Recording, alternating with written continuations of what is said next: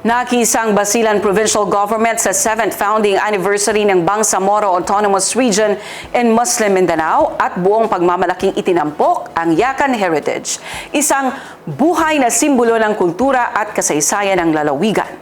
Ang Partners in Peace and Progress story mula kay Naphtali Velarde.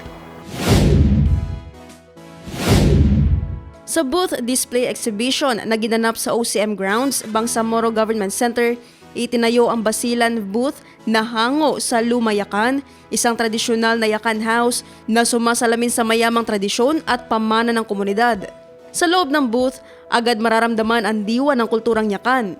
Mula sa authentic household items, cultural artifacts hanggang sa mga woven materials na nagpapakita ng galing, disiplina at malikhaing kakayahan ng mga Yakan. Higit pa sa isang exhibition, nagsisilbi itong paalala na habang patuloy na umuunlad ang Bangsamoro, dala-dala natin ang ating mga ugat at identidad, mga haliging hindi dapat mawala sa gitna ng pagbabago. Bukas ang exhibit hanggang ngayong araw ng Biyernes, kaya't inaanyayahan ng publiko na bumisita sa Bangsamoro Government Center at masilayan ang kultura ng Basilan, isang pamana na patuloy na nagbibigay buhay sa pagkakaisa ng Bangsamoro. Naphtali Velarde, iMinds, Philippines.